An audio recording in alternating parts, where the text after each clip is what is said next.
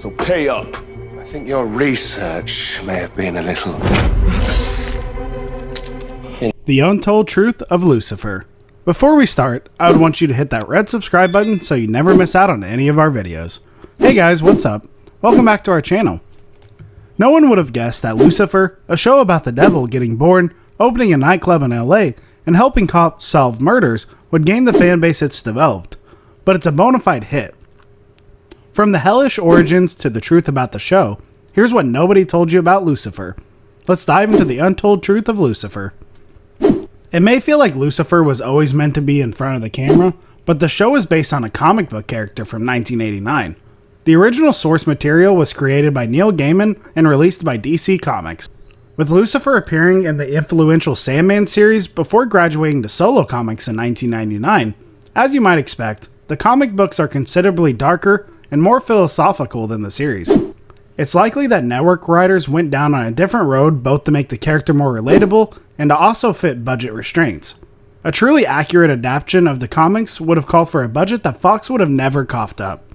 In the comics, Lucifer's adventures take him to other dimensions where he interacts with different beings that are anything but human.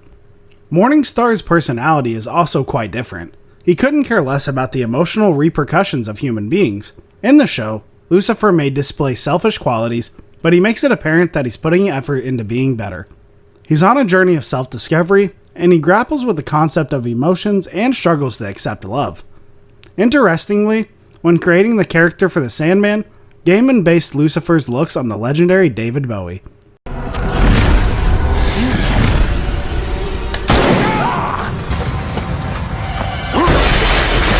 Jesus, not quite. When Tom Ellis was hashing out the nuances of Lucifer Morningstar, he initially made the obvious choice for an LA resident and gave him an American accent. A when in Rome approach to his dialect seemed sound, but after trial and error with the written dialogue, Ellis felt that this character was coming off more as a jerk than he wanted. The intent, after all, was to have Lucifer being sarcastic but charming. So he decided to go with the British accent because, as Alex explained via Twitter, with the British accent in America, you can pretty much say anything and get away with it. Ellis certainly made the right choice. It's hard to imagine the charming devil with anything but a sophisticated dialect that screams, "Come on, gorgeous, you tell me your most dangerous desire." Could you accept me like this?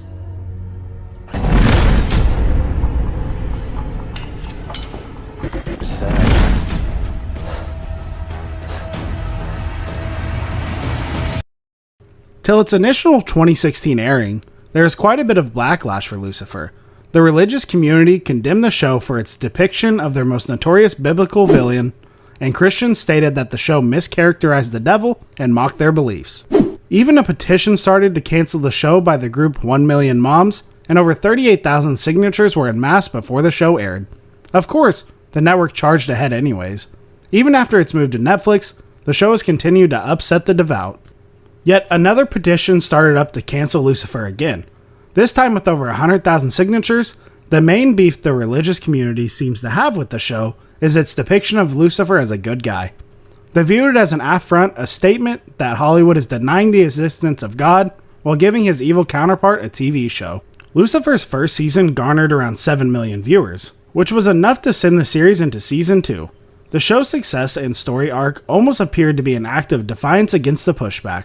With demons and angels both learning about what it means to be human, in Lucifer, celestial entities go against their very nature to nurture the emotion known as love, and showing that even the devil can change is sending a big message.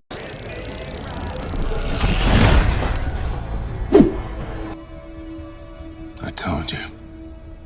I think you're amazing.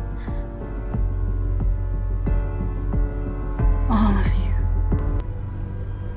Then I have my answer. The common thread between the comic and the show is Lucifer's nightclub. Even when the writers were making all the changes for the TV adaptation, it was obvious that his base of operations was a must.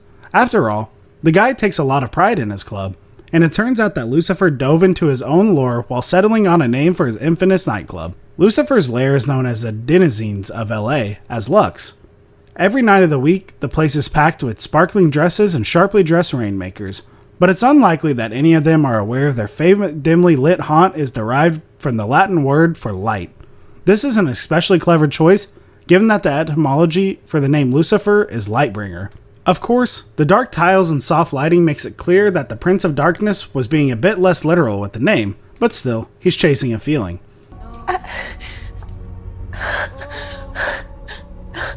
I don't know.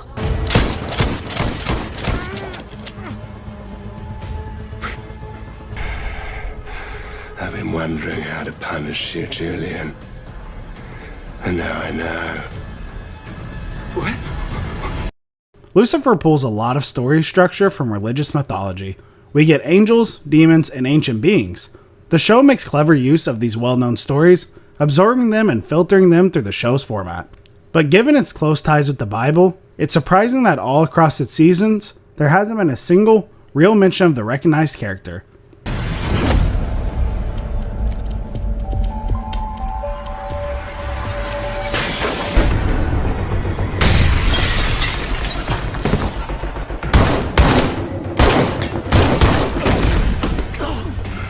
You will not lay a hand on anyone, sir.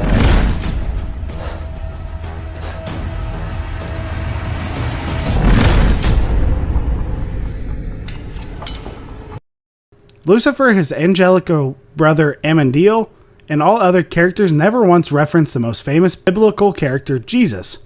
In the case that a curse word or a shocked exclamation is called for, none of the main characters ever use the name of the Son of God in vain. That's pretty intentional. Maybe the show's writers felt that mentioning his name would call for too much explaining as to how Lucifer relates to Jesus. Or given all of his layers, maybe Lucifer despises him so much that he's completely pushed the name out of his mind altogether. The softer side of Lucifer's personality is put on display through his soothing piano songs as the father of lies steps up to the keys and mellows out the energy in his nightclub from time to time. And surprisingly, Ellis isn't just a killer lip-synced in those episodes.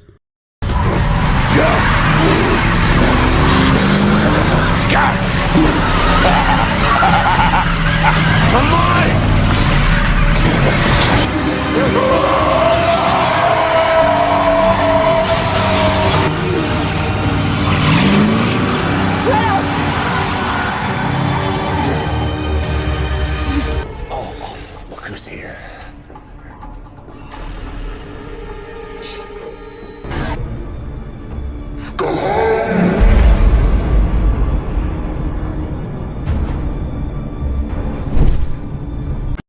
That brings us to the end of our video. I hope you enjoyed it, and if you did, make sure you subscribe to our channel so you don't miss any videos in the future.